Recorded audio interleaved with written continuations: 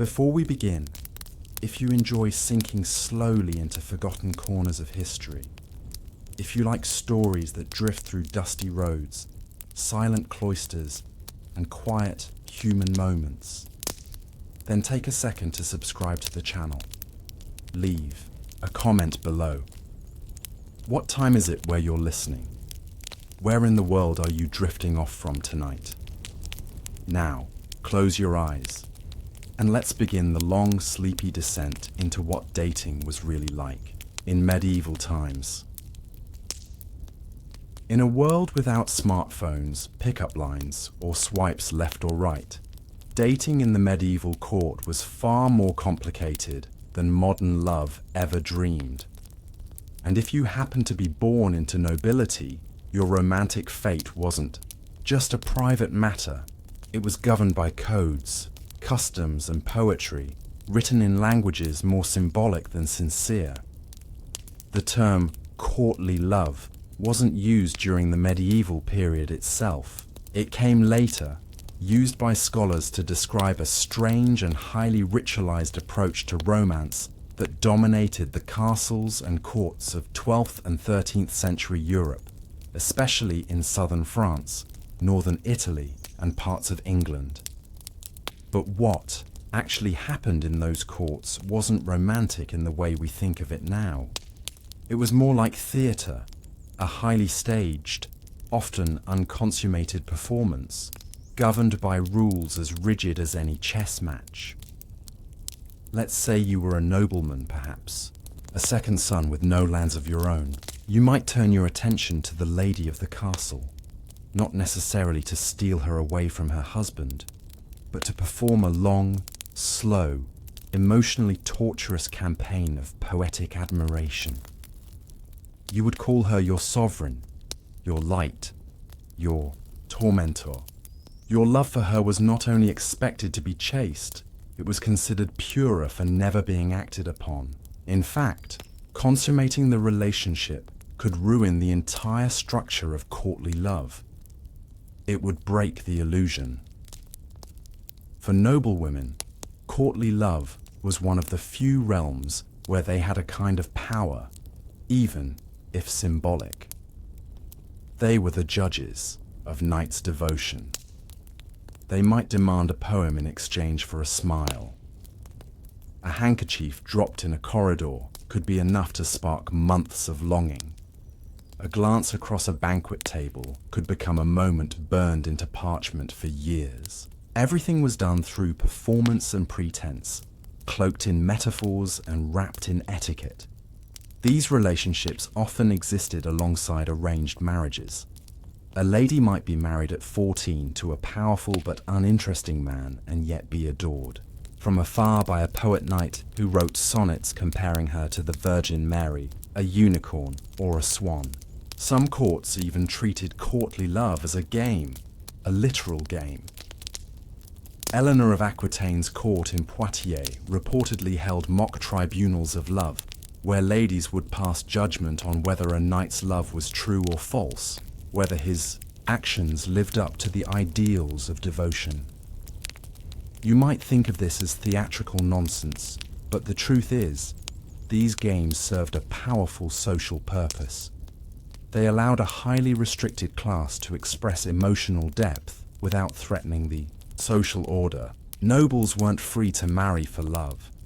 Their matches were contracts, alliances made with land, livestock, and titles. But within the framework of courtly love, they could imagine something more. They could whisper, long, ache, and dream, all while remaining within the lines of decorum. A curious feature of these relationships is the language of suffering. Courtly love wasn't supposed to be happy.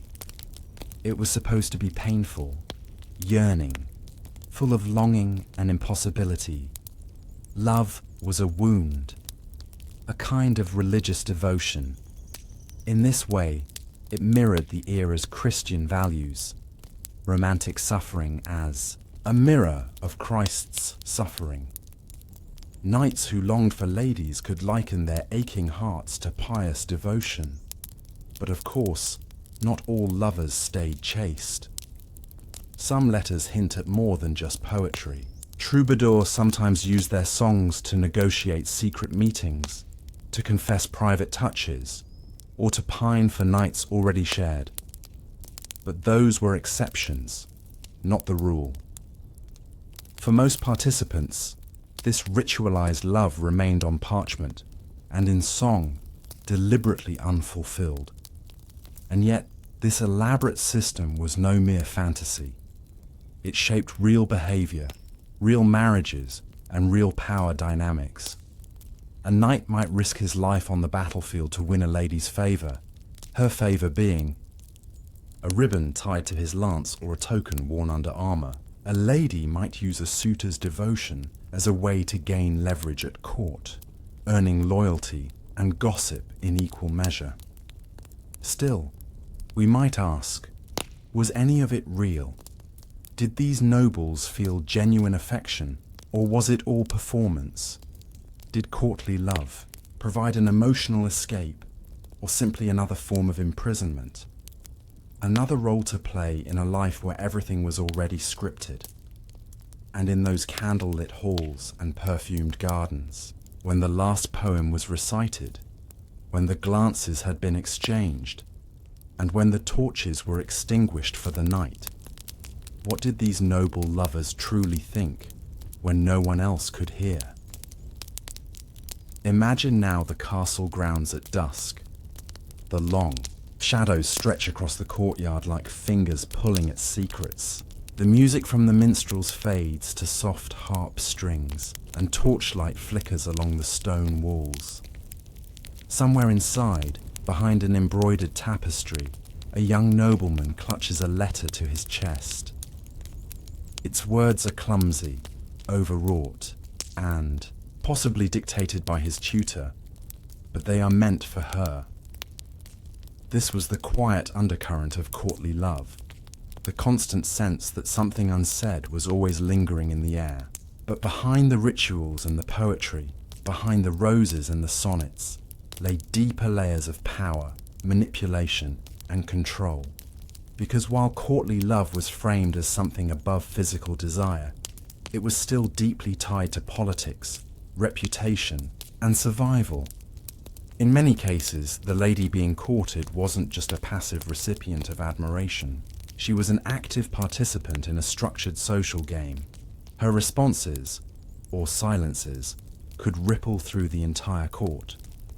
She might lift her veil a little longer than necessary, offer a chalice of wine with a prolonged touch, or deliver a subtle compliment that left the knight dizzy for weeks. These gestures were as meaningful as contracts. Entire alliances could be shaken by a whispered favor, or the rumor of a rendezvous in a garden alcove. But what's easy to forget is that these games were not just flirtation. They were strategy. The lady of the court often had no say in whom she married. Her dowry was discussed by men over ink-stained scrolls and pewter goblets. Her fate was tied to the shifting loyalties of noble families. Courtly love gave her a space, however small, where she could exercise some control. A lady's public rejection of a knight could wound his pride or even his career.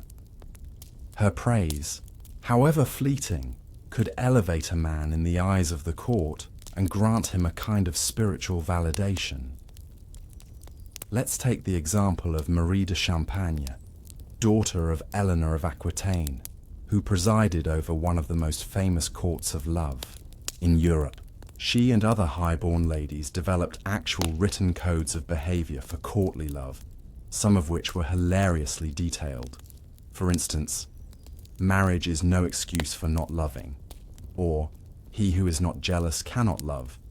These were rules. Rules written by women who had little say in their actual marriages, but who could, through courtly love, shape reputations and influence poetry across kingdoms. Of course, there were risks. If a courtly relationship crossed certain lines, or even seemed to, it could become dangerous. A jealous husband might take drastic measures. An overeager knight might fall too far into his fantasy and lose his place at court. Even a whispered accusation of impropriety could damage a lady's reputation beyond repair. There were even cases where lovers were tried for inappropriate conduct under church laws. The church tolerated courtly love only when it stayed within the boundaries of symbolism and chastity. Once it strayed into adultery, or even the suspicion of it, punishments could range from penance to exile. The line between spiritual admiration and physical sin was thin and always shifting. Then there's the darker side of the game, the manipulation of emotions for political gain. A lady might string along several knights to secure multiple allegiances. A knight might perform exaggerated devotions to mask his pursuit of another lord's favor. The poems, though seemingly romantic, were often tools, barbed, strategic, and aimed at more than just the heart. And not everyone was included in the dance. Courtly love was an exclusive privilege of the aristocracy. If a peasant tried to mimic this kind of romance, it wouldn't be seen as poetic. It would be seen as dangerous or absurd. Love was not democratized. It was hierarchical, like everything else. The rules applied only if you were high-born enough to play. Still, despite its pretenses, there's something hauntingly human about the whole thing. The letters and poems, many of which survive, reveal a longing that feels strangely familiar. The yearning for connection, the idealization of the beloved, the fear of rejection, the intoxication of anticipation. Even if these were performances, they were performed with sincerity, and the poetry itself, it wasn't bad. Troubadours and court poets left behind stanzas filled with symbolism, wit, and raw emotion. Consider this line from a 12th century Occitan poem. "She is my sun, though I dare not face her. She is my death, though I live for her." These were not just literary exercises. For many, they were lifelines, windows into inner lives otherwise suppressed by armor, duty, and ceremony.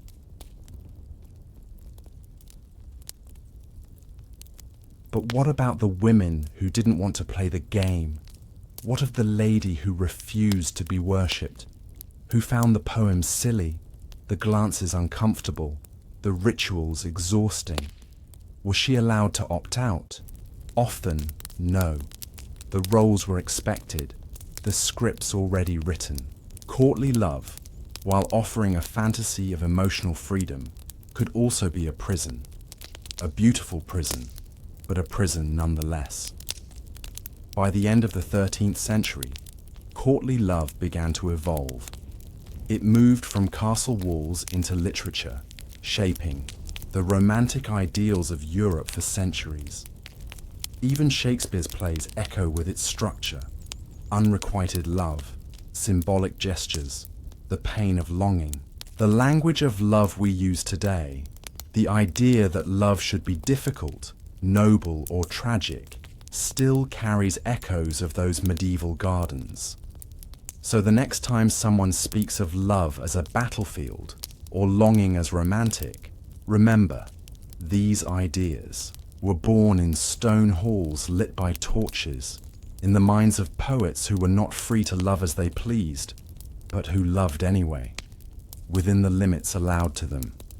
Still, we're left with a lingering thought. If love was a performance, who was really the audience? Now let the candles burn lower, and the echoes of harp strings fade from the great hall. The minstrels are packing up their lyres. The courtiers are yawning behind jeweled hands. The lovers, if that's what they were, retreat behind thick wooden doors and embroidered bed curtains. And the performance of courtly love, with all its gestures and glances and poetic sighs, begins to end. Not just for the evening, but for the era. By the early 14th century, the ideal of courtly love began to dissolve beneath the weight of changing politics, growing urban life, and the slow decay of feudal systems. Europe was shifting. The rise of centralized monarchies, the encroaching power of the church, and the devastation of war and plague created a world where poetic longing seemed quaint or even absurd. And yet, the ghost of courtly love would linger for centuries. First, in literature, then in the hearts of romantics who never quite knew where their dreams came from. The Black Death of the mid-14th century was a turning point, as villages emptied and cities fell quiet under the weight of death. The extravagant rituals of noble romance began to feel hollow. Survival took precedence over serenades. Chivalric orders, once noble in their pageantry, began to fray. The knights, who once swore eternal devotion, now fought in brutal conflicts like the 100 Years' War, where there was no room for poetry beneath chainmail. The notion of love as noble suffering started to fade. And yet, the ideas seeded by courtly love didn't vanish. They simply transformed. The rise of vernacular literature saw the ideals of romantic longing absorbed into stories told in English, French, Italian. Writers like Dante, Petrarch, and eventually Chaucer carried these romantic tropes into new forms. Dante's Beatrice, an unreachable vision of divine love, was directly shaped by courtly ideals. Petrarch's Laura, whom he admired from afar, in a series of heartfelt sonnets, echoed the aching restraint of chivalric longing. Even in Chaucer's Canterbury Tales, written in the late 14th century, you can feel the satire creeping in. He introduces the knight's tale with all the usual flourishes. Two men dueling for a lady's favour, but the tone feels less reverent, more sceptical. Chaucer knew these tropes well enough to mock them. By then, the audience had changed. The rising merchant class, the educated townspeople, the cynical scribes, they weren't as interested in noble fantasies. They wanted real stories, with consequences. Still, in castles and courts, echoes of courtly love remained. Women were still married off for political alliances. Young knights still sought favour from noble women. Poets still wrote verses beneath windows they would never climb. But these were now seen as stylized leftovers from a world already slipping into legend. And what of the people who once lived inside this system? What of the lady who received poems from 5 different men, each swearing undying loyalty they would forget by winter? What of the knight who wore a lady's token on his lance, only to die in battle never knowing if she truly cared? Were they victims of a cruel game, or willing players in a brief fantasy of dignity, power, and emotional depth? It's tempting to dismiss courtly love as frivolous, even foolish. But that would be a mistake, because at its heart, this elaborate, frustrating, beautiful system was trying to solve a very human problem: how to express longing in a world where choices were limited, where love was rarely free, and where most emotions had to be filtered through etiquette and fear. In an age when marriages were arranged, when affection was dangerous, and when even desire could lead to damnation, courtly love created a language for what could not be said. And while that language may have been florid and false, it also allowed people, especially women, to carve out tiny spaces of influence in worlds that otherwise denied them voice. And centuries later, we are still using the vocabulary it gave us. We still speak of being lovesick. We still idealize longing. We still write songs about wanting what we cannot have. We still think love must hurt to be real, that it must be proven, earned, suffered through. These ideas didn't appear out of nowhere. They were written in the margins of psalters, sung in torchlit halls, whispered behind fans, and scratched onto scrolls passed between trembling fingers. They were practiced by people who were not free to love, but who loved anyway, within the rules they had. And so the curtain finally falls on the story of courtly love. The actors leave the stage, the props are cleared, but the performance lives on in us, quietly, whenever we mistake obsession for devotion, or when we long for someone more than we love them. In the end, we are left with a question that has never really gone away. Is love more real when it is fulfilled, or when it is denied? In a quiet medieval village, long before the printing press or the parish registry, love didn't begin with a glance across a tavern or a chance meeting in the fields.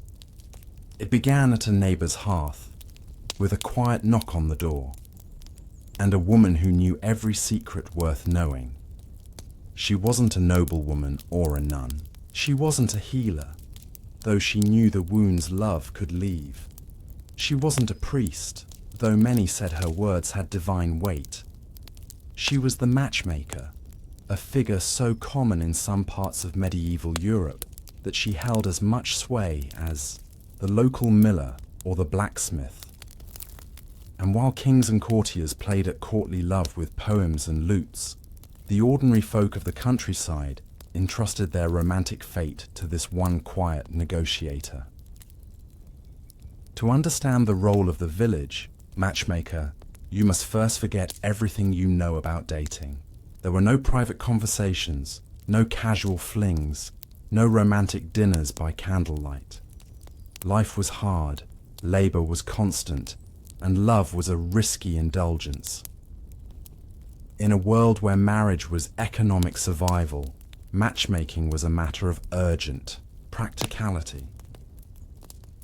The matchmaker's task was not simply to pair a boy and a girl.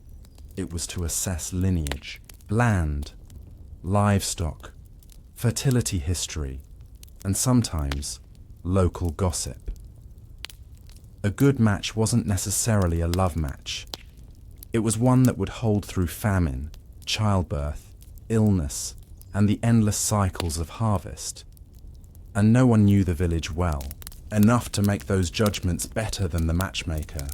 She might be an elderly widow with 7 grown children and a memory sharper than her sewing needle. She would walk the village paths in simple wool garments, her basket of herbs doubling as a cover for whispered consultations.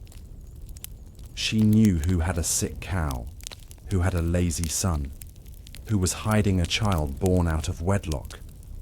She'd seen what happened behind the hedges and beneath the thatch, and she wielded that knowledge like a quiet weapon.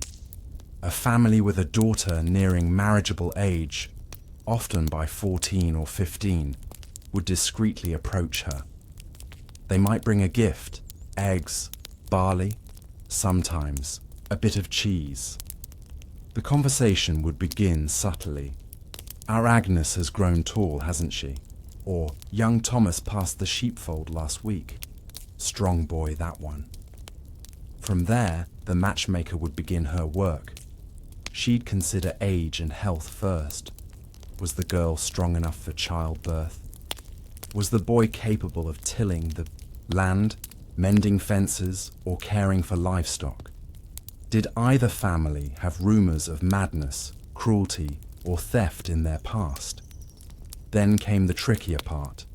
It's easy to imagine that these arrangements were cold or loveless. And indeed, many were, but not all. The matchmaker's success depended on the durability of the match, and she knew that misery led to scandal, and scandal weakened communities. Some matchmakers would insist on meeting both parties in private, briefly, cautiously, to observe their mannerisms, their willingness, even their hidden affections. For the young couple, the process could feel terrifying. A girl might be told she was to marry a boy she barely knew, to move into a house she had never seen, to serve in a kitchen she hadn't stepped inside. The boy might feel trapped between duty to his land and curiosity about the girl he was told to protect. But for many, there was also a sense of inevitability, of trust in the old ways. Love, if it came, would come later, or it wouldn't. That wasn't the point. And the matchmaker, she was often thanked in small ways. A loaf of bread, a patch of wool, sometimes a whispered blessing. But she was also blamed when things went wrong. If a husband proved cruel, or a wife barren, or a household broke apart under debt, some would mutter that the matchmaker's judgment had failed. She carried that weight. She knew it when she walked through the market. She felt it when the children of the couples she matched avoided her gaze. Her authority was informal, but deep. The village priest might control souls, but she managed futures. She was counselor, historian, and negotiator in one. And in some villages, she was even feared. Accusations of witchcraft sometimes followed women who knew too much, especially if they remained unmarried themselves. But most survived through reputation. Everyone needed her. No one dared cross her too openly. And yet, what of the matchmaker? Herself? She was often a widow or a woman who had never married. She had seen love bloom and rot, seen boys become husbands, girls become mothers, men become ghosts. Did she ever long for a match of her own? Did she ever arrange a marriage she secretly wished had been hers? Or did she see through all illusions and consider herself lucky to be free of it? At dusk, when her errands were done and the hearth glowed, did she ever whisper a name to the fire, one that never appeared in her ledgers? We'll never know. Her records, if she kept any, are lost. Her name, in most cases, was never written down. But her work shaped generations. Her quiet influence molded entire lineages. Her matches may be forgotten, but they lived in every crying child, every shared harvest, every winter survived together. Still, one wonders, did anyone ever match the matchmaker? The matchmaker's shoes left deep, familiar grooves in the earth between cottages. Worn leather pressing straw, snow, or mud, depending on the season, as she shuffled from one family to the next. Her pace wasn't hurried, but it was deliberate. She didn't rush, because haste meant oversight, and oversight meant disaster. A bad match could splinter not just hearts, but property lines, livestock partnerships, and entire fields of labor. And so, behind every successful marriage lay negotiation, quiet, careful, and deeply entangled in practical realities. For those outside the nobility, marriage was rarely about anything as light as happiness. It was about labor, about continuity, about surviving another winter. Every union had to serve. The village economy, the invisible network of favors, inheritances, and seasonal rhythms that determined who lived comfortably and who starved. One might imagine the matchmaking process involved conversations with young couples eager to find companionship. But most often, the bride and groom had little voice at all. Their parents, or older siblings if the parents were gone, spoke for them. The young man might be called in briefly, sized up for his shoulders, his quietness, or his reputation with tools. The young woman, especially, might be discussed without even being present. Her hands, her hips, her health, judged from memory or third-hand reports. In some regions of Eastern Europe and parts of medieval Germany, the matchmaker might be called the shadchan, particularly within Jewish communities. In Slavic villages, she was simply the one who arranges. Across cultures, her role remained similar, to bring together two families in ways that made sense, even when the reasons were rarely romantic. And the criteria were as nuanced as any modern dating algorithm. Did the boy's father owe a debt to to the girl's uncle? Did the girl have a strong back and a quiet voice? Was there a neighbor who could chaperone them if they needed to walk the fields together? Did the family have a spare bed for the groom until the cottage could be expanded? In some cases, the bride price was symbolic: a rooster, a woven belt, a shared lamb. In others, it was significant: livestock, acres, entire tool sheds might be promised. If a girl had no dowry, she might be passed over. If a boy had no land prospects, the matchmaker might avoid his name altogether. And yet, she also had a sense for balance. She might arrange a match between a poor but hard-working boy and the daughter of a family who needed help mending their declining property. She knew that even the smallest imbalance could breed resentment. If a bride brought more goats than her husband ever earned in trade, she might remind him, bitterly, for years. If a groom had more land than his wife's family could match, it might stain every holiday table. The matchmaker's job wasn't just to join, it was to equalize, as best as anyone could in a world designed to be unequal.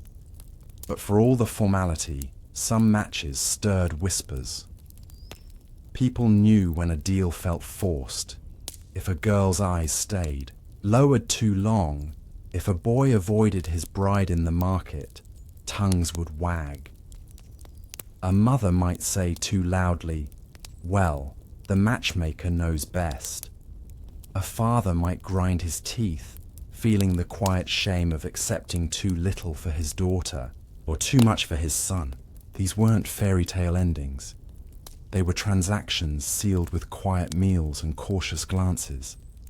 And sometimes, deals fell through. A promised goat died. A family decided to move to another village. A younger sister bloomed faster and was chosen instead.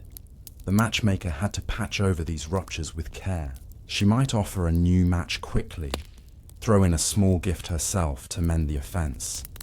Reputation was everything. If the village stopped trusting her, the whole system cracked. Then there were the outliers: the stubborn daughter who refused the suitor, the widowed son who still mourned his first wife, the peasant girl who fell for a traveling apprentice and vanished with him before dawn. These moments weren't common, but they happened, and when they did, they left behind a mess, emotionally and economically. The matchmaker would be summoned to repair the damage. Often she could, sometimes she couldn't.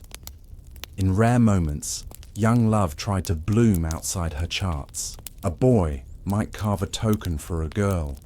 A girl might drop her water jug when she knew he was near. These gestures, though small, could be powerful.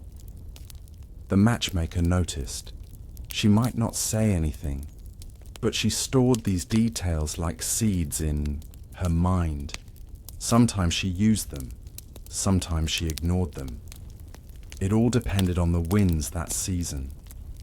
What's easy to forget is how many marriages she arranged without ceremony. The weddings were often simple affairs: a priest's blessing, a communal meal, a shared roof by nightfall.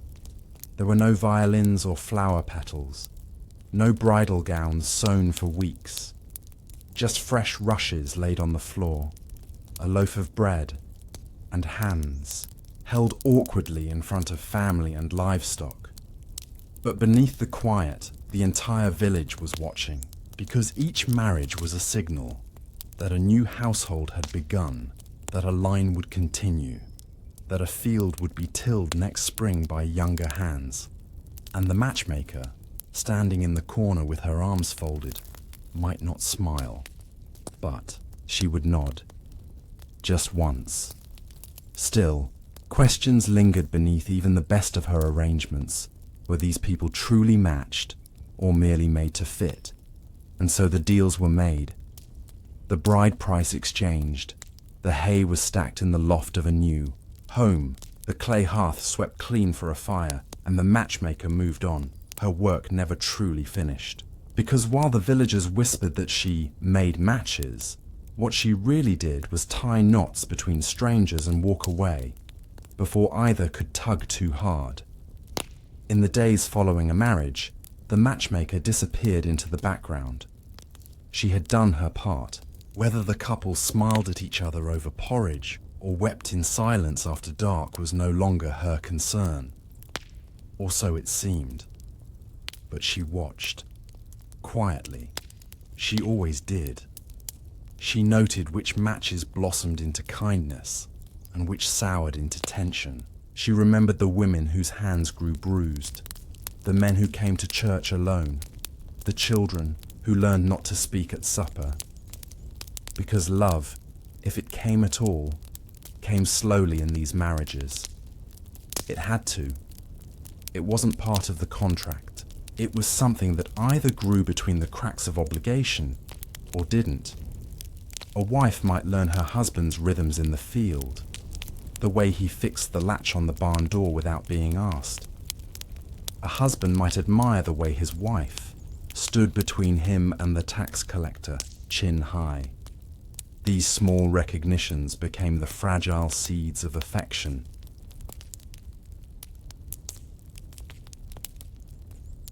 But the reality for many couples was far more complicated. Some households never found peace. A man might drink too much. A woman might resent her husband's mother living under their roof. Fields might fail. A child might not come, or come too soon. And in those hard moments, the matchmaker's name might rise again, in anger, in regret, in whispered blame. Still, she endured. Her work wasn't judged by happiness. It was judged by stability. Did the household last? Did it add to the community's strength? Were both families better off now than before? That was the only currency that mattered. Love was optional. Productivity wasn't. Sometimes, when she passed through the village on a spring morning, she'd see the fruits of her arrangements. A child toddling in the dust, a woman drawing water beside the man she'd once feared. These quiet, domestic moments weren't celebrated, but to the matchmaker, they were victories. But even she couldn't ignore the deeper toll.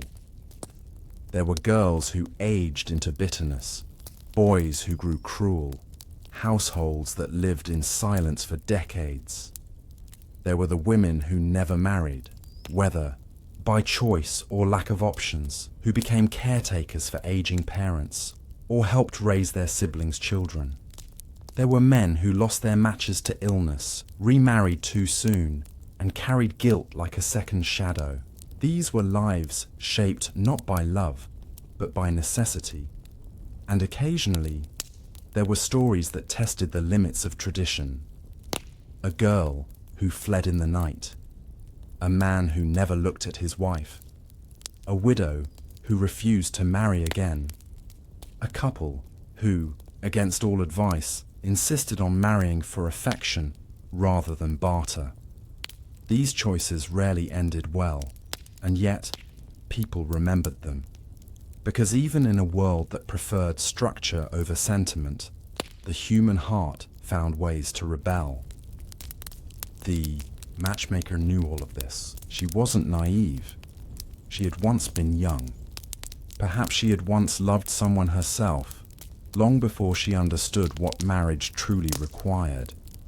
Or perhaps she never did. Perhaps her wisdom was born entirely of observation, not experience. It didn't matter. Her power came not from romance, but from knowing what people needed, even if they didn't want it. And eventually, when she grew too old to walk the paths between cottages, she passed the role to another. A niece, maybe. A neighbor's daughter. Someone with patience, with memory, with eyes that noticed more than they said. The art of matchmaking was never written down. It was taught in glances, in silences, in the weight of a pregnant pause between two sentences.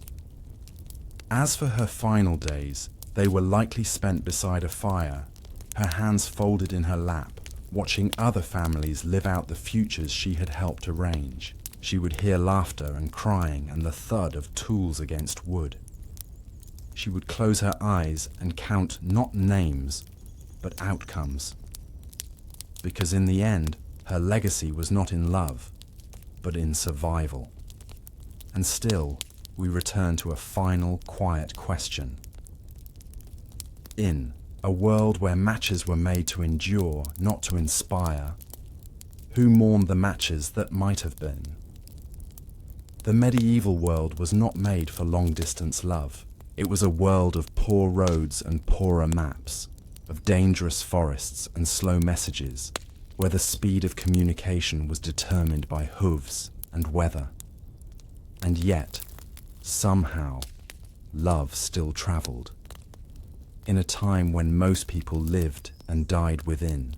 A few miles of their birthplace, separation between lovers could stretch on not just for weeks or months, but years. A nobleman sent to war, a merchant journeying to Venice, a daughter cloistered in a convent, a betrothed bride waiting in a distant manor for her promised husband to return from a crusade. In each of these quiet, suspended lives, something was passed between them, a letter tied with twine, sealed in wax, and carried across uncertain lands. Unlike today's instant messaging or even the love letters of the Victorian age, medieval correspondence was rare, difficult, and full of risk. Most people couldn't read or write. Parchment was expensive, ink was homemade, and literacy, particularly for romantic purposes, was a privilege of class. Still, for those who could, particularly among the nobility, the clergy, and the merchant class, letter writing became a lifeline. And in these letters, we hear the sighs of 1,000 separated hearts, not always in poetry, often in stiff, formal Latin or carefully phrased vernacular dictated to scribes. But between the formality, real longing seeped through. A knight in service might write to the lady he once saw only twice at court, saying, "I remain your humble servant, though your eyes are all that guide me now through blood and fog." A betrothed girl might write from her father's estate, "Though I have not yet seen your face, I pray to God your heart is kind, for it shall soon hold mine." But how did these messages travel? Sometimes by trusted retainers, men or boys, paid to carry the scrolls in secret. Sometimes by monks on pilgrimage, who would pass through abbeys and leave notes with brethren. In cities, merchants and scribes offered paid courier services, though they were expensive and slow. It could take weeks or months for a single letter to arrive, and there was never any guarantee it would make it at all. Bandits, floods, misrouted monks, even hungry animals could interrupt the trail of love. In some parts of Europe, lovers developed codes, symbolic phrases or initials hidden in the text. They might reference saints, seasons, or shared dreams. When the pear trees bloom might mean, "when I return." A drawn star might stand for a rendezvous in secret. These codes provided not just privacy, but intimacy, a shared language that could travel when touch could not. And yet, distance was a kind of enemy. Words faded, memories shifted, rumors interfered. Letters could be intercepted and read aloud in court.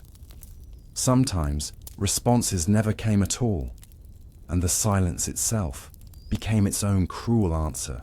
Still, some lovers were not content to wait, and so the letter became a promise, and that promise was locked, sometimes literally. Enter the tradition of the love token. In certain towns, particularly in medieval France and parts of Italy, there emerged a practice. A woman, upon receiving a pledge of love or marriage, might tie a lock of her hair in silk ribbon and send it with her letter. In return, The man might send a coin marked with his family crest, or a wooden carving, or, most famously, a padlock. The idea was that the padlock would be worn on her belt or garment until they met again. In some tales, it would only be opened when he returned, using a symbolic key that he also carried.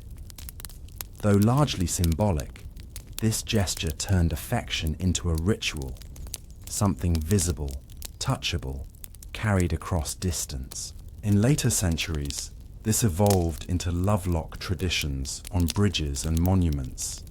But in the medieval age, it was intimate and hidden, meant only for the beloved. But love at a distance was not only the business of nobles and betrothed youth. Cloistered monks and nuns wrote to one another. Clerics separated by dioceses maintained affectionate bonds. In some cases, these letters carried spiritual encouragement, coded with friendship but threaded with longing. Even in monasteries, the heart sometimes spoke.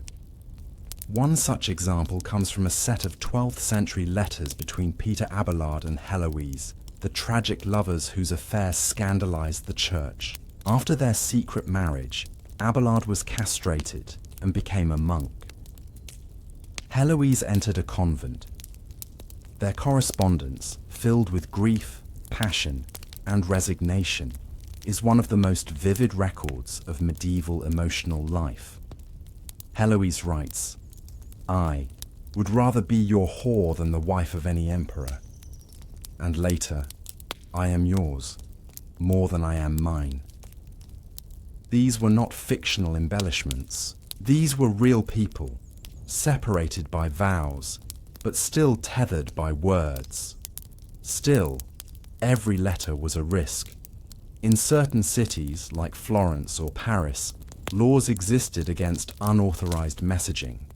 A noble daughter caught exchanging letters could be punished by confinement. A clerk who carried illicit messages might be fined or dismissed. Love, especially long-distance love, was watched. And yet, they kept writing. Because what else could they do? There were no visits, no nightly calls, no paintings to send, just ink and parchment, just hope and repetition, just the long breath between sending a letter and wondering, in the silence, whether the person who once read your words still remembers your name. So the question lingers, faint and unresolved. When love can only be written, how much of it remains real, and how much becomes the memory of what we wish it had been? Picture a simple wooden desk beneath the slanted roof of a stone manor. A single candle burns beside a quill, dipping into a pot of ink made from oak galls and soot. A hand hovers over the parchment, hesitant, trembling, not from lack of words, but from the gravity of sending them. For those few who could write, or afford a scribe, a letter was not merely an act of communication. It was a confession, a trace of the soul etched onto parchment, and in a time when nothing could be taken back, every word mattered. Once sealed, there were no edits, no backspace, no second thoughts. Some letters were dictated aloud, especially by the wealthy or illiterate. Others were penned in secret. Lovers addressed each other with lofty metaphors, light of my morning. But what made a long-distance relationship endure in the medieval world wasn't just ink or intention. It was endurance in silence. A letter sent from one town to another might take weeks, if all went well. If it was intercepted, delayed, or damaged, it might never arrive. The sender would wait, then wait again, then wait longer. And if a reply did come, it might reference an earlier thought or phrase from months before, creating a strange, disjointed echo. Love, in this form, was asynchronous, not shared in real time, but suspended between moments. This is why lovers often wrote as if they were speaking into a void. Letters might begin not with greetings, but with questions. Have you forgotten me? Are your hands well? Do you still carry the ribbon I gave? These weren't dramatic flourishes. They were real concerns. Between war, disease, and accident, many lovers never received answers. They wrote anyway. Among the nobility, distance was often a result of politics. A young bride might be married to a distant lord by arrangement and wait for years to join his household. In that time, correspondence served as a strange kind of courtship at a distance, where formality overlapped with slowly blooming affection or resentment. Letters could become lifelines. In some recorded exchanges from the Burgundian court, noblewomen wrote regularly to absent husbands, sending updates on estate management, births, weather, and even livestock. But buried in the formalities were subtle signs of emotion. Your son walks now, but he looks for your face among the doorways. Sometimes a returning soldier might carry not one, but dozens of letters from comrades to their wives or betrothed. These bundles, usually tied with twine, would be delivered by hand, often in exchange for food or shelter. The arrival of such letters could change everything. A woman might believe her lover dead, only to receive news of his health and return. Or worse, a message from another soldier informing her of his death, with his final words scrawled hastily in the margins of a spare scroll. And in convents and abbeys, letters were heavily monitored. Yet even here, emotional bonds persisted. Nuns wrote to siblings, childhood friends, and sometimes to priests or confessors with whom they had formed deep, often complicated attachments. These letters were laced with scripture, but between the verses, feelings emerged: regret, affection, even love. One of the most heartbreaking challenges of long-distance affection in the medieval era was that it could not be clarified. Misunderstandings grew. A delayed response might be interpreted as a slight. A missing letter might suggest betrayal. Without the ability to speak face to face, lovers filled in the silence with their own fears. And still, they created rituals of hope. Some slept with letters under pillows. Others kept them folded in belts or inside shoes. A few reportedly burned old letters ceremonially when a new one arrived, as if to make room for the next chapter. The more sentimental carried dried flowers, locks of hair, or scraps of linen that had once belonged to their distant beloved. And then there were the letters that were never meant to be sent. Confessions written in loneliness, buried in trunks, hidden behind altar cloths, or tucked into the folds of books. Centuries later, some have been found by archaeologists and scholars. Faded by time, they speak of longing that outlived both the writer and the intended reader. In these letters, you see humanity laid bare, not in grand declarations, but in small, aching moments. I still wear the glove you left. I whispered your name when the wind howled through the shutters. If you return before the apples fall, I will still be here. It wasn't always about love, either. Some letters were laced with anger. You promised to return by Michaelmas. Others bore resignation. My father will remarry me if no word comes. These letters capture the fragile dance between faith and abandonment that long-distance lovers endured. Because when love must travel across land, weather, war, and weeks of waiting, its very survival becomes the proof of its sincerity. And still, one question always pressed itself into the final line of each message. Will you still be mine when this letter reaches you? Or will I be writing to a stranger? The road was muddy, as it often was. The wheel ruts had filled with water from last week's rain, and birds scattered as hooves approached. In the distance, a woman stood on the edge of a field. She wasn't wearing her best dress, just her cleanest. Her hair was tied with a ribbon, not the same one he had given her, but a similar shade. She squinted through the sun, unsure. It had been nearly 2 years. When lovers met again after months or years of separation, the reunion was not always what they had imagined.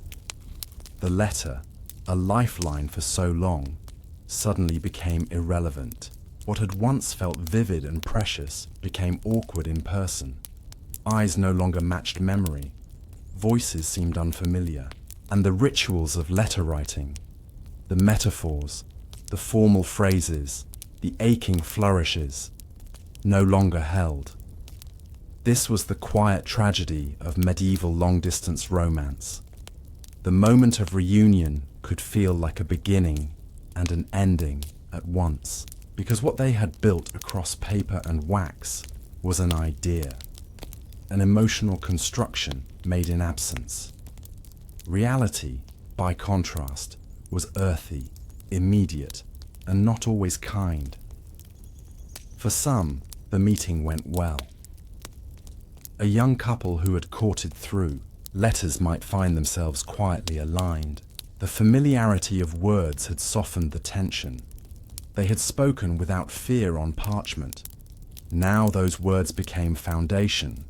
Together they might rebuild what they'd begun from a distance, now with shared tasks. Milking goats, storing grain, mending fence posts. Their love, if it took root, was humble and lived in the chores of the day. Others found disappointment. The man had gained weight. The woman had a scar she had not mentioned. The laughter in the letters didn't translate to real smiles. The rhythm was off. One had written often, the other sparingly. Expectations built in silence clashed with the noise of real life. These mismatches weren't violent necessarily. They were more like a slow unraveling, a realization that the person they had imagined was never quite real. In these cases, marriage might still proceed. Love was never a requirement, but the shared dream, so carefully nurtured across pages, was quietly folded away and left to yellow in a chest. Some matches, of course, never reunited at all. The lover died before he could return. The girl was married off before the next letter arrived. A city gate closed due to plague, and no further. Letters were allowed. In these cases, the correspondence itself became the relationship, a final testament to what might have been. These letters were sometimes preserved, read in candlelight decades later, by descendants or monastic historians. The ink faded, the names obscure, but the longing remained.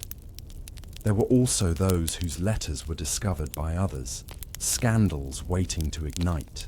A husband returned home to find his wife's old letters to another man. A priest intercepted correspondence between a novice nun and a foreign merchant.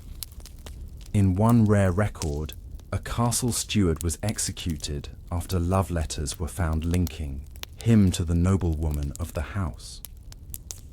In such cases, long-distance romance became evidence, not memory, proof of betrayal, real or imagined. But the human heart adapts. Even when the romance did not survive the reunion, many lovers retained affection for the letters themselves. They might keep them hidden in satchels or buried under floorboards. Some women, upon their deaths, requested to be buried with one letter in hand, a final whisper into the void. And in cities, a curious practice emerged. Public readings of famous love letters, real or fictional, at feasts or festivals. Troubadours and minstrels would dramatize these exchanges, often embellishing them with humor or tragedy. Audiences wept, laughed, and applauded, The stories became legend. The reality behind them was forgotten. But the legacy of these long-distance loves did not vanish. Their echoes reached forward in time, shaping how we write to each other, even today. The idea of the heartfelt letter, the precious token, the fear of delayed reply, the ache of imagining someone far away, all of these have roots in those early, fragile exchanges carried by foot or hoof across wild terrain. And so we're left with a final, lingering image, a box of letters, unopened for decades, discovered in an attic or a stone wall. Inside, someone's love, still folded, still sealed, still waiting. Because even in an age of silence and distance, the most persistent message was simple. I am still thinking of you. And perhaps that's the real truth of medieval long-distance love. It wasn't about reunion. It was about remembrance. Holding someone in your thoughts, even if they never return. So the last question rests gently on the paper. When we write a letter to someone we may never see again, is it really for them, or for the part of ourselves we don't want to forget?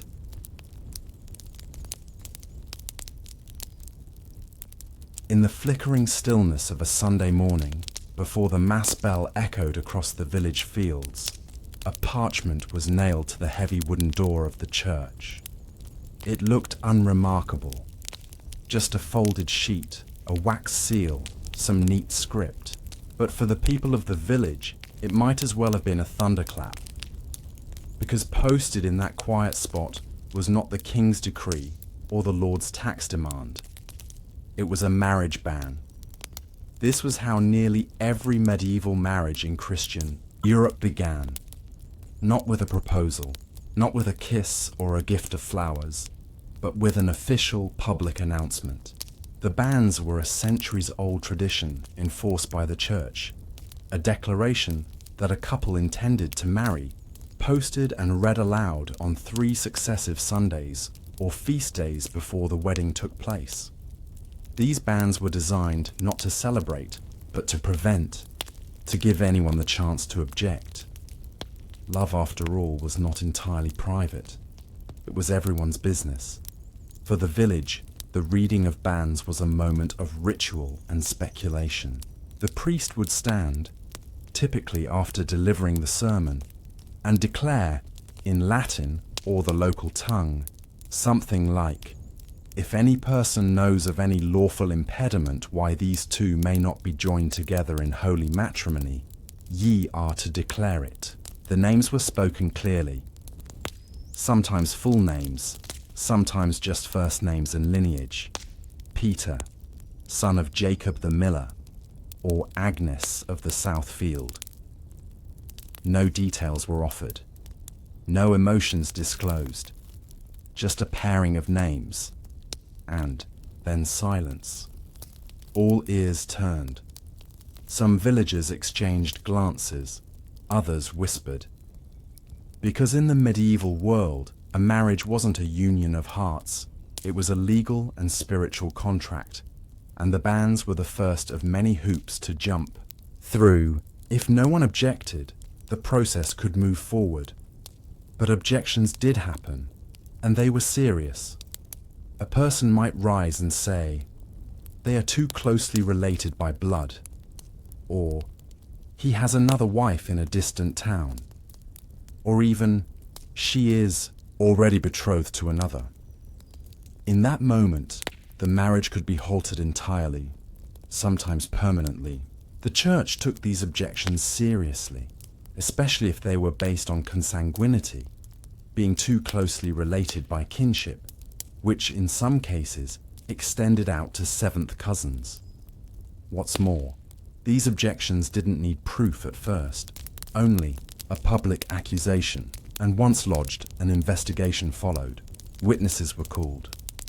Records, if any existed, were examined. The marriage was paused. In some cases, the accusation turned out false, spread by jealous rivals or bitter neighbours. In others, it uncovered real issues, unacknowledged betrothals, hidden marriages, even illegitimate children. Thus, the reading of the bans wasn't just a dull legal formality. It was a moment of tension, especially in smaller communities where everyone knew each other's stories, or thought they did. But for the couple whose names were read aloud, the moment could be oddly intimate despite the formality. To hear your name spoken in public alongside another's, it marked a shift. Suddenly, the village knew, the fields knew, the stones of the church wall seemed to know. You belonged to someone now, even if the vows hadn't yet been said. Of course, not all couples were pleased with this attention. In some cases, marriages were arranged quietly, reluctantly, and the public bans turned the private burden into a village spectacle. A young woman might be forced into marriage for land or politics, and now her name was spoken as though she had a choice. A man might be marrying under pressure due to debt or scandal. Now everyone would know. Some couples tried to bypass the bans.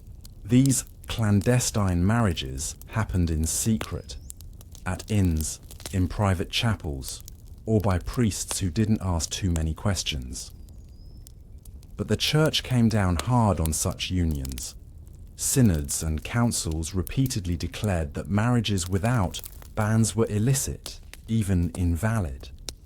In England, for instance, the Fourth Lateran Council of 1215 made the reading of bans mandatory for legitimate marriage in the church's eyes. Even so, the whispers never stopped. Behind every ban's announcement was a story, sometimes innocent, often complicated. Some couples had been secretly courting for months. Others had only met weeks before. A few had never spoken directly, their marriage arranged through parents, neighbours, or even matchmakers. Now their names were bound together for all to hear, and the public nature of the bans meant that entire communities participated in the shaping of a couple's fate. Women might swap knowing glances. Old men might grumble, remembering past debts or offences. Children repeated the names aloud in the fields, turning them into playground rhymes. The bans also served as warnings, especially for those whose affections were elsewhere.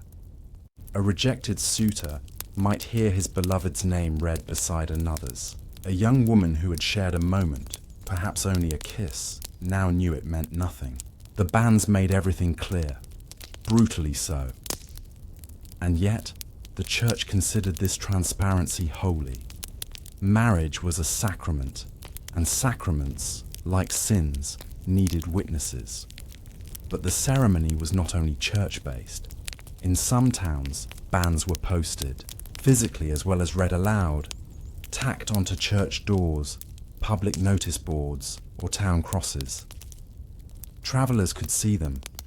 Strangers passing through might pause to read the names. These scraps of parchment turned private intentions into public record, scrawled in ink and hung in the wind. And so the parchment curled, faded by sun or rain. And the names, those fragile human pairings, were whispered through streets, around hearths in the slow rhythm of medieval gossip. Yet beneath the ritual and noise, one question always hung in the air. When everyone else is watching your love, does it still belong to you? It was a strange liminal space, those 3 Sundays after. The first bans were read. The names had been spoken. The parchment had been nailed. But the vows had not yet been exchanged. The couple was not yet married, but neither were they quite free. They walked through the village with invisible threads now tying them together. Every glance, every word, every step was watched. In this time, the community had been granted permission to interfere. This was the real purpose behind the bans. Not celebration, but scrutiny. The church wanted transparency, but what it created was a social window for interruption. The period between the first and third reading was filled with potential objections, rumours, and sudden shifts in fate. And objections did not always come from righteous corners. Sometimes a former lover stepped forward. Other times it was a bitter family member who disapproved of the match, or a rival family who had hoped for a different alliance. In some rare but documented cases, a bride or groom themselves whispered doubts to the priest, hoping he might stall the proceedings under the pretext of further examination. There were even moments when the couple had never met before the bans. In arranged matches, especially among landowning families or upwardly mobile merchants, the bans might be read before either party had spoken a word to the other. The first, real conversation, if any, might happen during those 3 intervening weeks. And what could be said? Could they stop it now? Would their parents be shamed? Would the dowry be revoked? In some communities, betrothal agreements held as much weight as marriage contracts. Breaking one could be costly. Dowries might be forfeited. Family reputations could be stained for generations. The bans, then, were not just a public announcement. They were a countdown clock, a ritualized cliff from which the couple would soon leap. Still, those 3 Sundays allowed for observation. The villagers would watch the couple, how they stood together during Mass, how they walked down the lane, whether the bride to be blushed or stared at the ground. Gossip moved faster than parchment. If the groom drank too much, if the bride argued with her mother, if a neighbour saw one of them leaving someone else's cottage late at night, it all fed into the public perception. The priest, too, played a role. He wasn't just an announcer, he was a gatekeeper. He might receive private confessions, quiet objections. He might urge a couple to reconsider or push them to hurry. Priests were not always neutral. They were shaped by alliances, by pressure from the lord of the manor, by debts owed or favours granted. And so the bans, while supposedly equal in all parishes, meant different things in different places. Sometimes bans were deliberately sabotaged. A rival suitor might claim kinship, too close to marry, citing a grandmother's cousin. Others might forge letters or send false witnesses. The church had rules to guard against these tricks, but enforcement was uneven, and even a false accusation, if loud enough, could leave a mark. And what about love? What if a couple truly loved each other, but knew that an objection might come? What if the girl's family was poor and the boy's family disapproved? What if they had already shared a bed and feared being shamed if the marriage fell through? These couples often walked through the bans period in anxious dread, counting days, watching faces, praying no one would speak. Some held each other's hands behind hedges. Some wrote tiny notes, passed between sisters or friends. Some made secret plans to flee if the bans were interrupted. But most waited as the bans were read again, then again. The 3rd Sunday felt different, more final. The priest's voice echoed more heavily. If no objection came, the moment passed, like a stone dropping into a well. The silence afterward was loud. The bans had done their work. The public had been given a chance. The church had signalled its approval. Now, the couple could proceed toward the altar, or at least toward the priest's office, to sign what needed to be signed. The wedding might still be days or weeks away, but the danger had passed. Sometimes it felt like relief. Sometimes like a sentence. because not all couples welcomed the absence of objection. Some had hoped someone would speak, a girl who had begged her cousin to intervene, a boy who secretly prayed his father's disapproval would halt the match. When no voice rose, they stepped forward quietly, obedient, if not happy. And sometimes, despite the banns being read and the silence that followed, the wedding never happened. A sudden death, a sickness, a change of land agreement, a war. Once such cases, the names remained on the church door, weathering in the rain, unclaimed. What became of them? Were they removed by the priest? Left to fade? Read aloud one last time, with a bowed head and a change of tone. What matters most, perhaps, is what those 3 Sundays revealed. Not just about the couple, but about the community around them. The banns acted as a mirror, reflecting the desires, objections, alliances, and tensions of every person who heard them. And when the 3rd Sunday passed and no one had spoken, it meant not that everyone agreed, but that everyone had chosen, for reasons of their own, to remain silent. Still, one question drifted between the pews like incense. If love must be approved by others before it's allowed to grow, was it ever truly yours to begin with? The banns had been read. Once, twice, thrice. No one had spoken. No one had objected. The parchment had curled on the church door and then been taken down. Perhaps the priest burned it in the hearth, or filed it alongside other scraps of local union, never to be seen again. Now, the couple stood at the edge of the next step, the wedding itself in medieval Europe, particularly among the lower and middle classes, was not the grand, flower-strewn ritual we imagine today.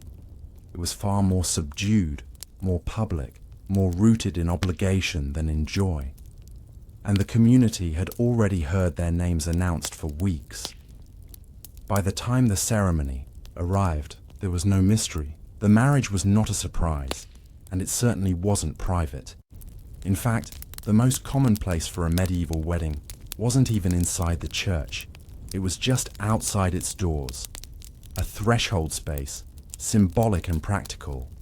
There, on the church steps or in its courtyard, the couple stood before the priest and the gathered villagers. The air might have smelled of peat smoke and sheep. Chickens might have wandered nearby. Children tugged on their mother's sleeves while the priest raised his hand to begin. Why outside? Because marriage was not yet a sacrament performed at the altar in most regions. It was a legal contract blessed by the church, not a holy mystery like communion. The ceremony required witnesses, but not necessarily holy ground. The porch of the church was enough. In some regions, this changed over time. By the late medieval period, parts of France and England began moving ceremonies indoors. But for much of the Middle Ages, marriage happened where everyone could see it. The priest began with a prayer, then the vows, spoken clearly, without drama, in the local tongue. The couple declared their intention, and in most cases, no ring was exchanged. Rings were rare, expensive, and not required. If one was present, it might be a simple iron band rubbed with herbs or holy water. And what of the kiss? In some places, it was not a romantic gesture, but a symbolic sealing of the contract, short, awkward, observed by dozens. Other times, the kiss was skipped entirely, replaced by a formal clasping of hands or the priest's blessing. The idea of a passionate cinematic kiss at the altar is a much later invention. Afterward, the priest might record the union in the parish ledger, if the church kept one, but many rural parishes did not. Instead, the memory of the union was held in the minds of the witnesses, the village as living record, And this was important, because in medieval law, a couple could be considered married by consent alone, if they spoke the vows to each other in front of witnesses. Even without a priest, it could be legally binding. The church preferred a formal ceremony, of course, but it recognized that marriages sometimes happen spontaneously, under pressure, or even in secret. As long as both parties agreed, freely and without coercion, the union could stand. Still, the public ceremony was preferred. It provided clarity and protection, especially for the bride. Once married in the eyes of the church in the village, her status changed. She had certain rights to dowry, to household, to the protection of her husband's name. And likewise, the husband assumed responsibility for her safety, her upkeep, and their children, and then came the feast. If the family could afford it, food was shared: bread, ale, stewed meats, maybe a roast if they were lucky. It wasn't about luxury, it was about community. The marriage had been seen, and now it was celebrated. Guests offered small gifts: herbs, a belt, wool, a handful of coin. Some sang songs, a few drank too much. The bride might wear a borrowed cloak. The groom might carry a ribbon tied by his sister. And as dusk fell, the couple was often escorted to their bed. Yes, this part was real. In many villages, the bedding ceremony involved guiding the newlyweds to their home or chamber. Sometimes, relatives helped undress them.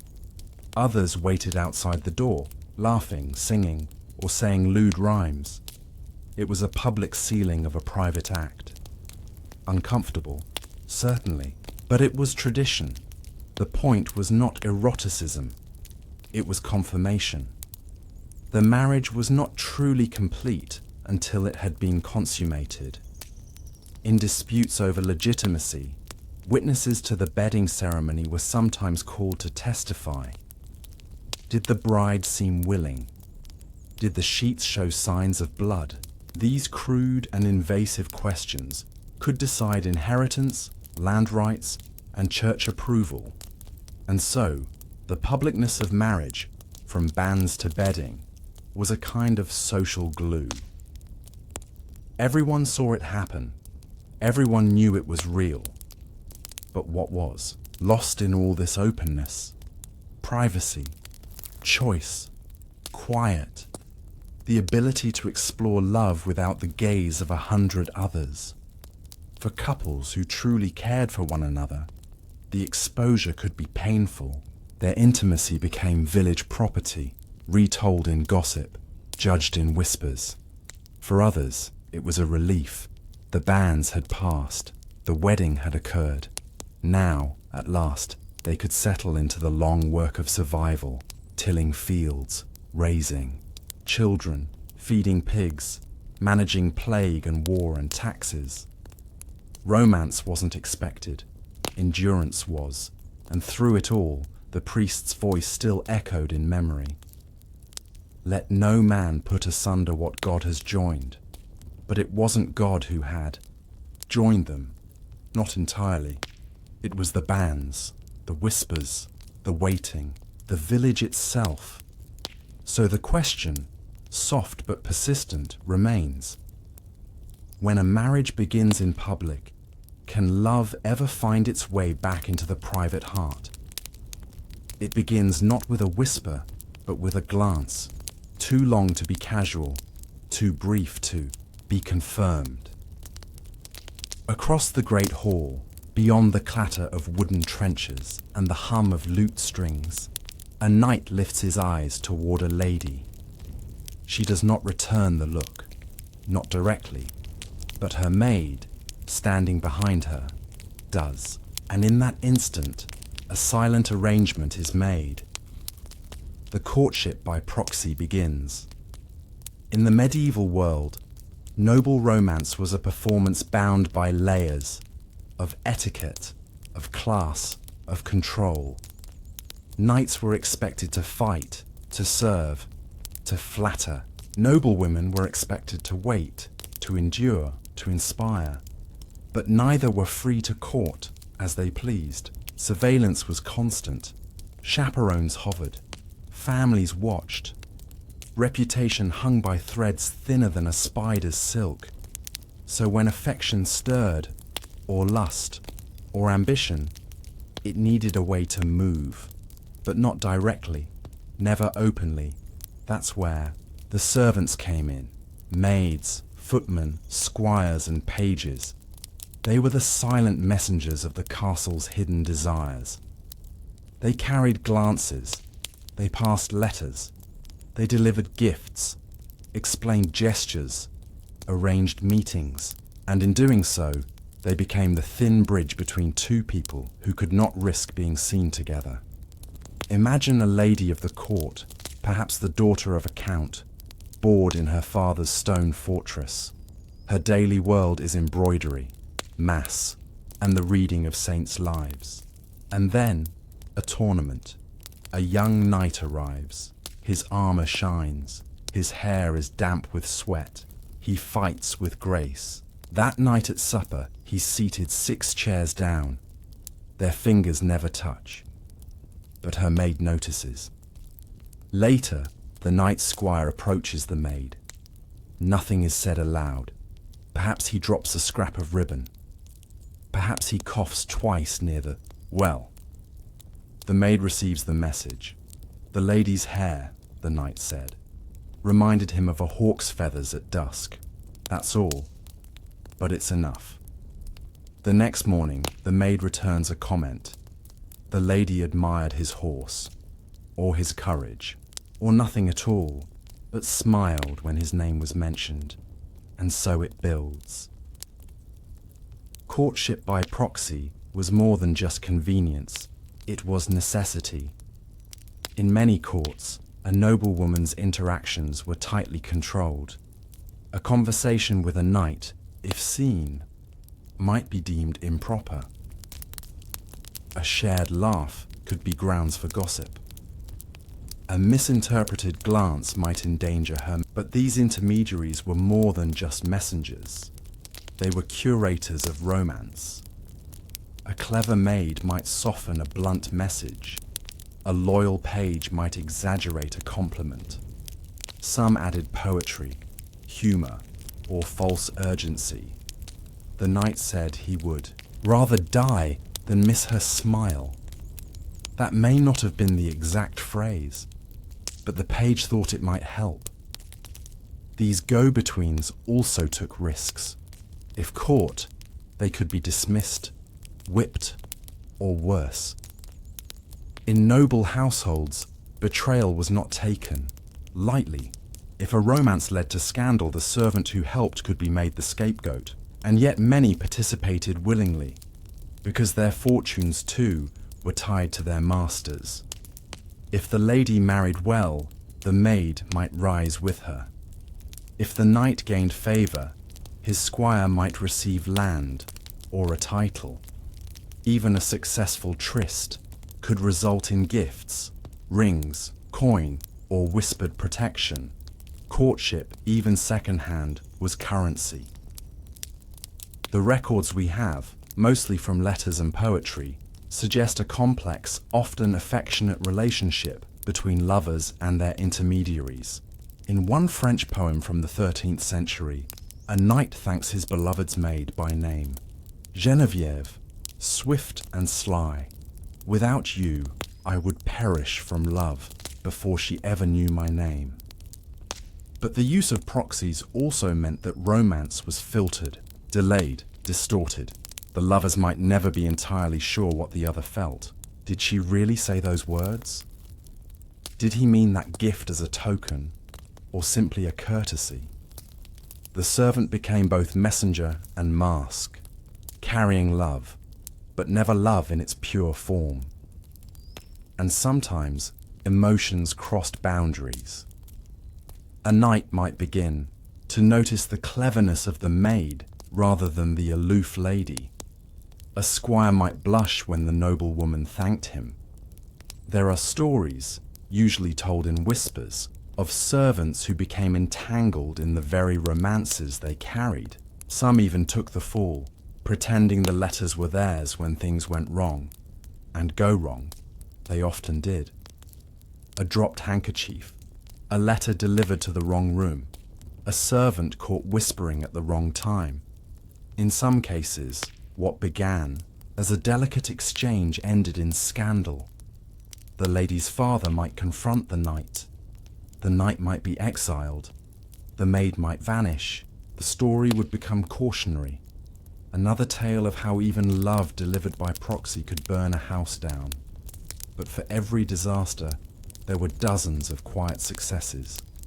Romances that endured, lovers who later married, servants who moved on to other tasks, never mentioning the role they played.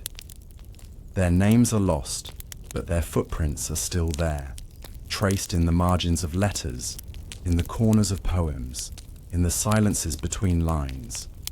And in the end, the question returns, gentle, uncertain, when love is delivered through another's hands. Whose heart is truly at risk?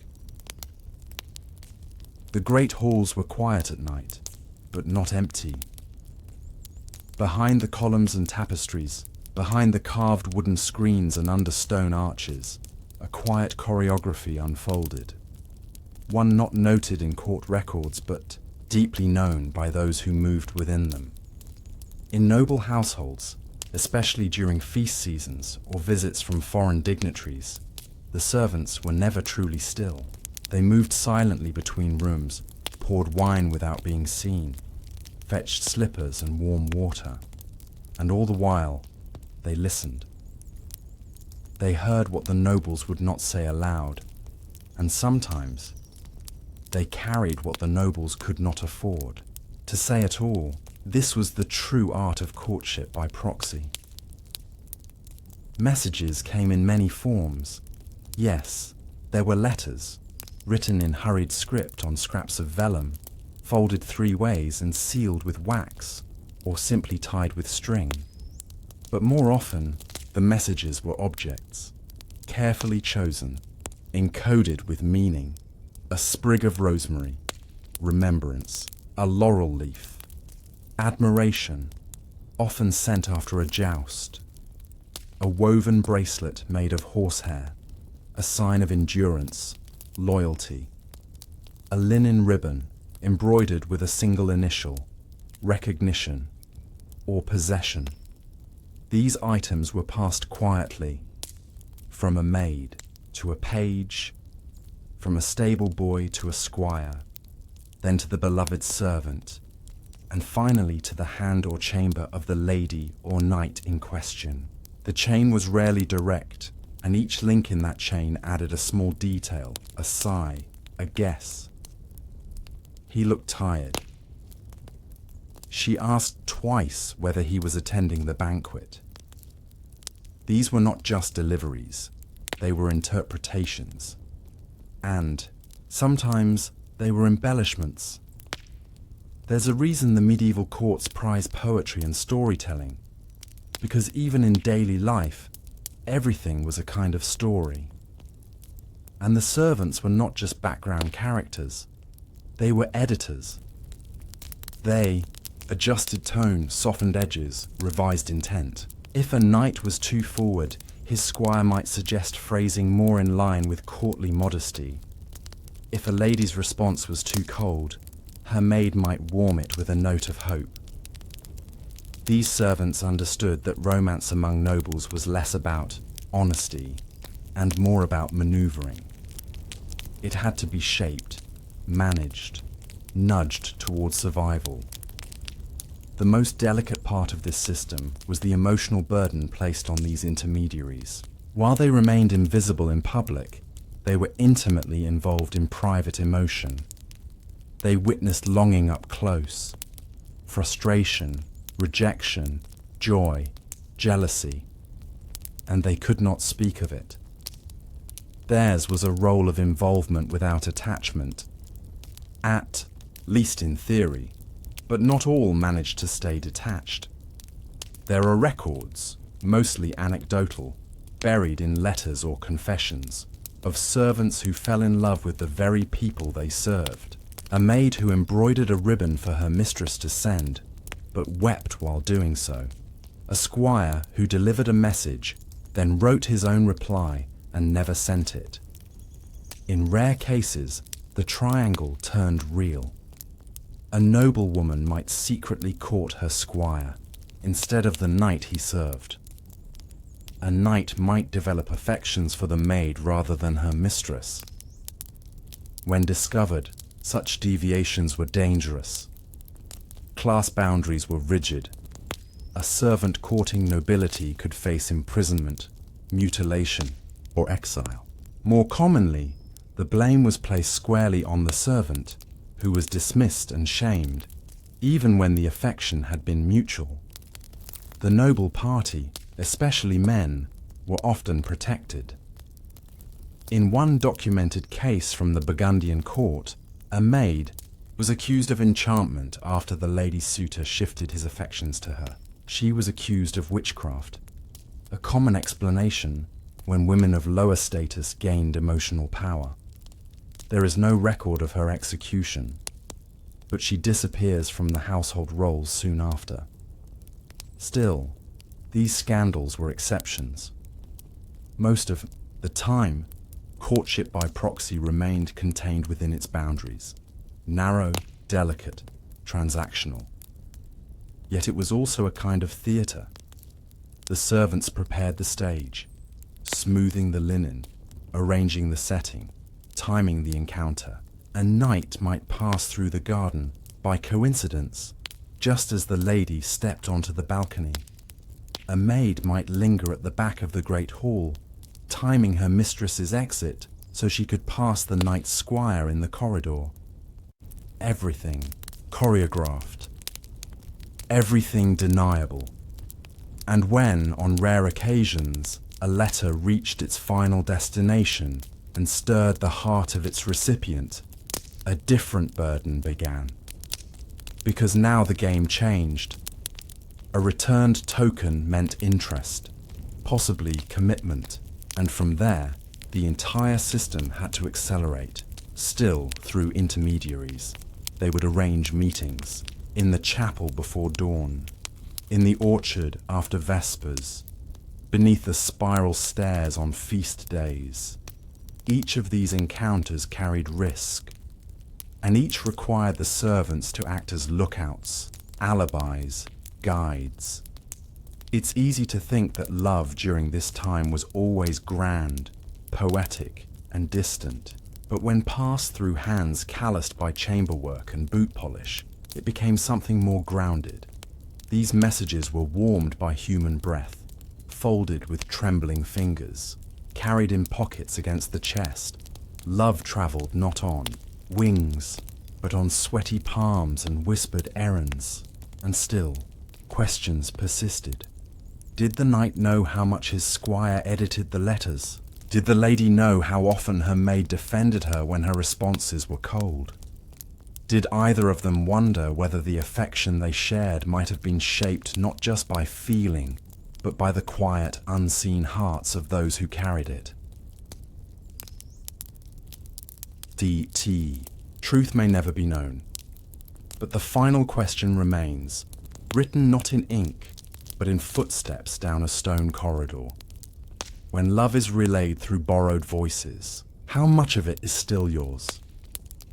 And now we come to the final act, the part where secrets are tested, where glances risk becoming touches, and where the servants who once passed quiet tokens are asked to do something far more dangerous.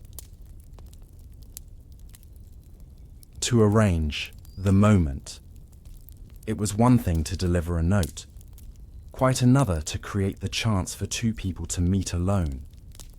In a castle or manor crawling with eyes, arranging a private encounter between a knight and a noblewoman required more than timing. It required absolute trust, a sharp memory for movement, and a stomach for what might follow if the plan failed. A lady's maid might feign illness to leave her mistress unattended in the garden. A night squire might swap patrol shifts with another guard. A stable boy might delay the priest who was scheduled to pass through the cloister. These were not grand acts. They were small manipulations of space and time, stitched together with care. But still, mistakes happened. Sometimes the meeting was interrupted by a steward. Sometimes the priest returned too early. Sometimes the night never arrived. And in the wake of these errors, the servants were the ones questioned first. Not the nobles. Never the nobles. Because in this fragile world of hierarchy and hush, servants had no protection. If a letter was found, the squire would be whipped. If a token was traced, the maid would be dismissed, often without her last month's wages. If a secret meeting led to disgrace, the intermediary was accused of starting it. The nobleman might be scolded. The noblewoman might be sent away for a time. But the servant? They vanished. And yet, even knowing this, they did it anyway. Why? Some did it for loyalty. They had grown up alongside their lords or ladies, shared cold mornings and kitchen bread, seen their pain firsthand. They believed in the love they carried. Others did it for gain, small coins, promises of favor, whispers of future advancement.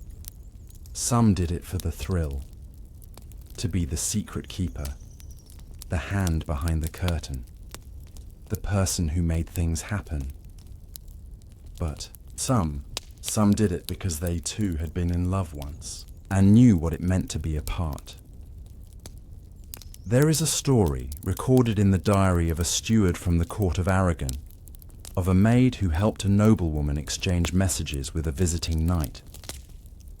The romance blossomed. A single meeting was arranged beneath a pear tree in the outer courtyard, but the knight never came. He was summoned by the king unexpectedly and left before the next dawn. The lady was heartbroken. The maid was not. Because she had fallen in love with the knight during the months of passing his messages. His voice, his handwriting, the way he described the lady, reverent, sad, unsure. She had imagined him as hers. When he failed to arrive, she felt relief. She burned the last letter herself. No one knows what became of her, but her story isn't unique, because this was the hidden cost of love passed through others.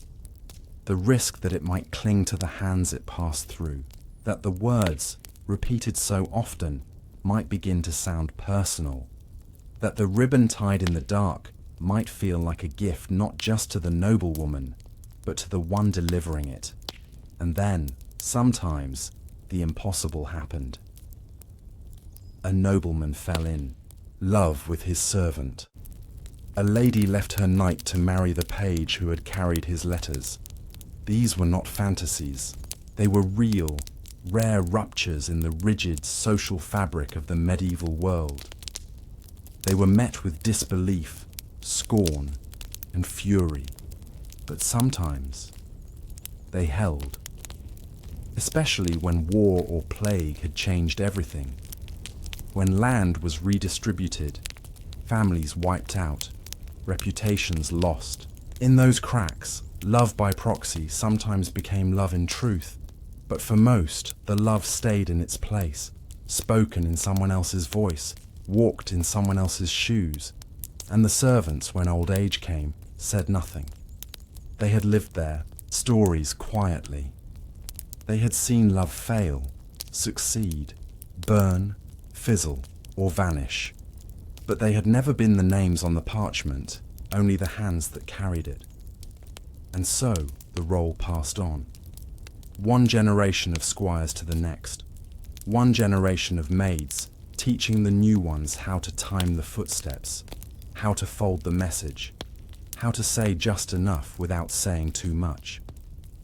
The rules never changed, and still, each time a letter was handed over or a glance returned through someone else's eyes, this silent question hung in the air. Is love still love? When it arrives wearing someone else's shoes. There is a candle flickering beneath a stone arch. The room is cool, the floor hard-packed, and the priest's breath fogs slightly in the morning light. A man and a woman stand side by side before him, their hands joined not in affection, but in solemn obligation. They are here to confess, not to their sins alone, but to the structure that binds their love, their desire, and their entire future. In medieval Europe, love was not free. It was weighed, measured, and judged, not just by family, not just by society, but by the church. From the smallest village chapel to the marble cathedrals of Rome, the church controlled more than your soul. It controlled your intimacy, your body, your marriage, your children, and the very language you used to describe your longing. If love was a fire, the church was the hearthstone, necessary, but cold. By the 12th century, marriage had become one of the 7 sacraments, elevated by the church to a holy state of being. But it wasn't about romance. It was about purity, order, salvation. A husband and wife weren't simply companions. They were each other's path to virtue or to damnation. And love outside that path, that was temptation, that was sin, and the rules were precise. Sex outside, marriage was a mortal sin. So was lustful thought. So was fornication. So was adultery. But even within marriage, the bedroom was not a sanctuary.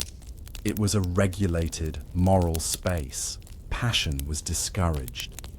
Pleasure, especially for women, was treated with suspicion. The act itself was to be performed only for procreation, never for enjoyment, never on feast days or Sundays, never during Lent or Advent or before communion, or after childbirth or while traveling. According to canon law, there were more than 100 days a year when sex between married couples was forbidden. That left fewer than 250 possible nights, and even those came with the heavy burden of guilt and confession. And so, couples found themselves in a strange position, bound to one another by the church, expected to procreate and continue the human line, but denied joy, exploration, or desire. Intimacy became an act of duty, a sacred contract, a performance of function. It wasn't just behavior the church monitored, it was thought. Theologians like St. Augustine and later St. Thomas Aquinas shaped the church's doctrine on love, arguing that lust was a consequence of the fall, and that the only righteous path was through restraint. Aquinas even wrote that the pleasure of sex was venially sinful, even in marriage, unless entirely directed at reproduction. This tension created a strange and constant fear. A woman who enjoyed herself too much in bed might be accused of witchcraft. A man who delayed confession after intimacy might be denied communion. A couple who conceived a child on the wrong day might believe their offspring was born in sin. Guilt lived beside every kiss. Even courtship was policed. The church promoted chaste affection, emphasizing that romantic interest should always be aimed toward eventual holy union. Songs, poems, and gifts were permitted in moderation, but if they stirred lust or tempted fornication, they became dangerous. And what of secret lovers? They turned to confession, which had become a formal requirement by the 13th century. But confession was not just spiritual, it was informational. Priests heard everything. They knew who was sneaking out at night, who was meeting in the fields, who was sleeping with their cousin's wife. The confessional became both a place of forgiveness and a reservoir of secrets. And sometimes, those secrets leaked. It is hard to overstate just how much surveillance the church imposed on romantic life. Priests, monks, bishops, and even lay confessors operated not only as spiritual guides, but as moral enforcers. They could deny marriage licenses, refuse burial, condemn unions, excommunicate lovers.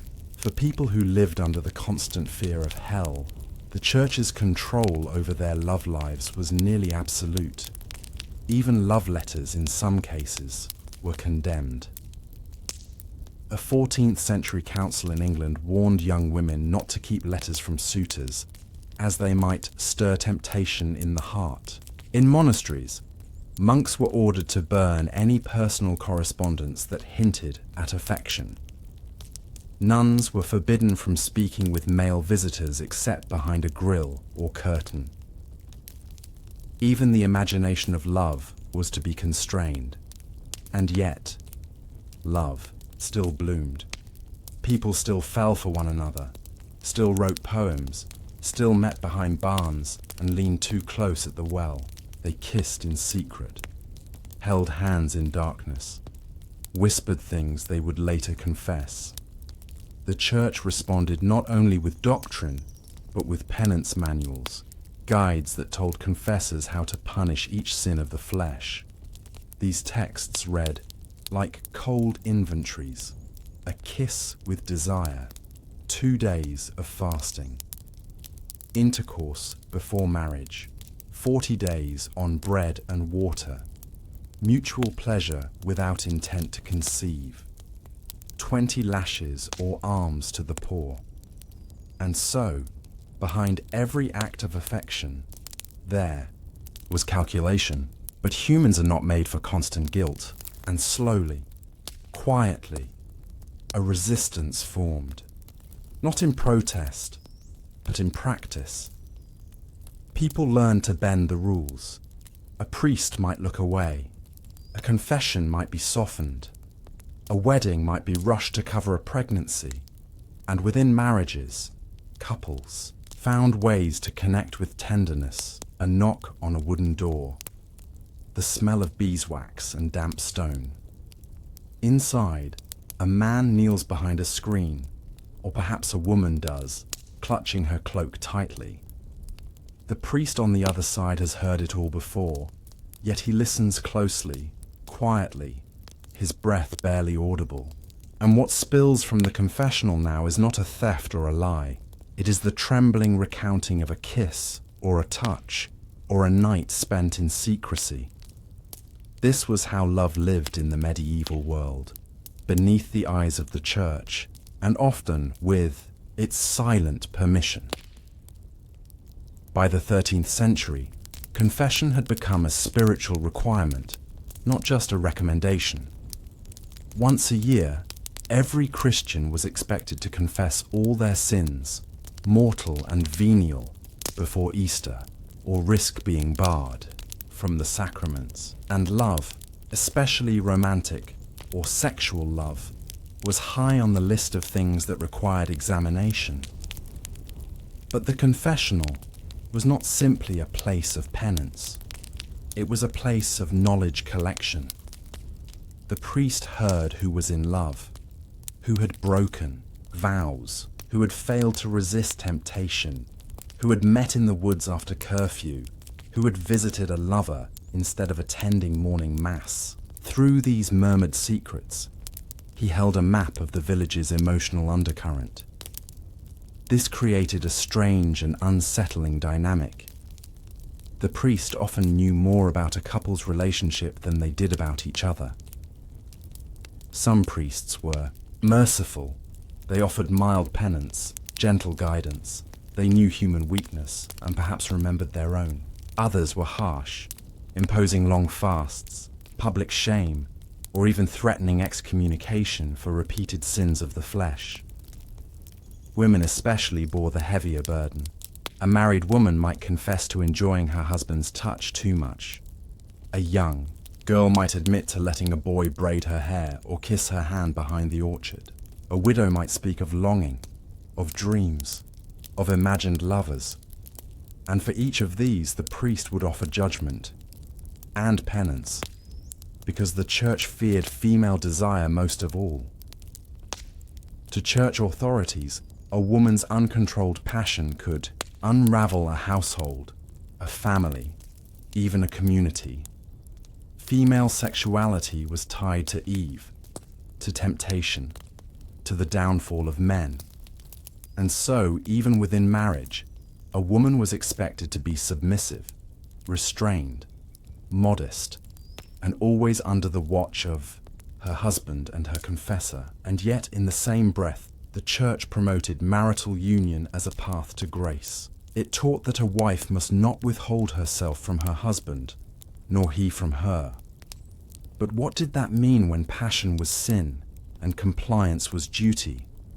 For many couples, this created a confusing and often painful paradox. They were told to join together and also to feel shame. This contradiction stretched into wedding ceremonies too. By the later Middle Ages, marriage had become more formalized under church authority. Couples were to be married by a priest, ideally in a church and always with witnesses. But the church was less interested in romance than in ensuring no sins had preceded the vows. Priests asked blunt questions before marriage. Had the couple slept together? Were they related? Was there a prior engagement? Had either of them been married before? If the answers were unsatisfactory, the priest could delay or deny the ceremony entirely. And after the wedding, priests often asked couples to report their first night together to ensure the marriage had been consummated. If a marriage was challenged later in court, priests could be summoned to testify about what had been confessed. Intimacy was never fully private. The church lived in the bedroom, through shadows and whispers and holy expectation. Even in literature, this tension shows. In courtly romances, forbidden love is often punished. Lovers meet tragic ends. Adulterous affairs are revealed and condemned. But buried in these tales are also longings that the church could not erase. Characters who seek connection, who risk damnation for a few moments of tenderness, who believe that love, even when flawed, is worth pursuing. And among peasants, where priests were fewer and literacy rare, the church's grip loosened slightly, but never vanished. Traveling friars, local clergy, and moral sermons reinforced the rules. No coupling outside of marriage, no touching without consent, no passion without repentance. Violators might be fined by the church courts, forced to do penance in public, or shunned entirely. And yet, people adapted. Some delayed confession, carefully timing it after their most passionate moments so they might enjoy a season without guilt. Some confessed only partial truths. Some avoided confession entirely until pregnancy or scandal forced their hand. The more clever ones used coded language. We shared warmth. He looked upon me longer than was proper. My hands were not idle. And slowly, the confessional became not just a place of forgiveness, but a place of negotiation. A spiritual market where sin was weighed against honesty, desire against discipline. And behind the curtain, the priest, a man with no wife, no sanctioned love of his own, became the keeper of everyone else's. There are stories, quiet ones, of priests who grew too curious, who asked too many questions, who kept women longer behind the curtain than necessary. Power, when cloaked in holiness, can be deeply seductive, and in many cases, a priest's word could not be challenged. His interpretation of sin became law, and so, Lovers lived under layers of fear and ritual. Their desires filtered through confession. Their nights haunted by fasting days. Their words, if too sweet, swallowed before they reached the tongue. But still, love persisted. Quietly, improperly, bravely.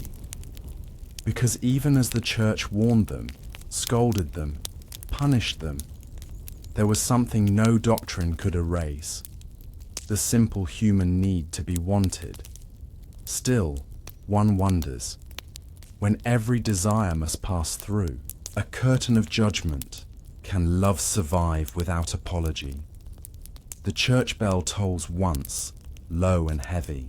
A couple stands hand in hand on the steps of a small chapel, not far from the edge of a forest where rumors sometimes linger. Their names were read in the banns. The village approved. The priest agreed. And now, beneath a wooden crucifix and before the eyes of saints carved in fading stone, they are bound not just to each other, but to doctrine. Because for the medieval church, marriage was not a celebration of love. It was a necessary safeguard, a protection against sin, a sacred prison in which desire was tamed, contained, and, if all went well, redeemed. By the 13th and 14th centuries, the church had finalized many of its rules about marriage, turning what was once a loosely governed custom into a carefully controlled sacrament. No longer was it enough for a couple to declare their intentions privately. Now they needed witnesses. Now they needed a priest. Now they needed to marry in public, with banns read in advance and with no stains of sin clouding their names. The wedding itself was modest. A few blessings, some spoken vows, the clasping of hands. There were no choirs, no grand declarations of emotion, no elaborate processions. But there was binding, both spiritual and legal. From this moment on, the couple belonged to each other, but also to the church. Their bodies, their bed, their children, even their disputes, all now fell under ecclesiastical jurisdiction. And the expectations were clear. Husbands were to provide, protect, and discipline. Wives were to obey, bear children, and remain chaste, outside the bedroom and receptive within it. There was no space for consent as we understand it today. The marital debt, as it was called, meant that once married, both husband and wife owed each other physical access. If a wife refused her husband too often, she could be summoned before the bishop.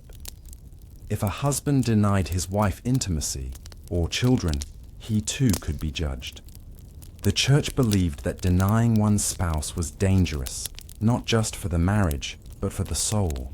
It could drive one party to adultery and thus into mortal sin. But what if the union was unhappy? What if the husband was cruel? What if the wife despised her husband?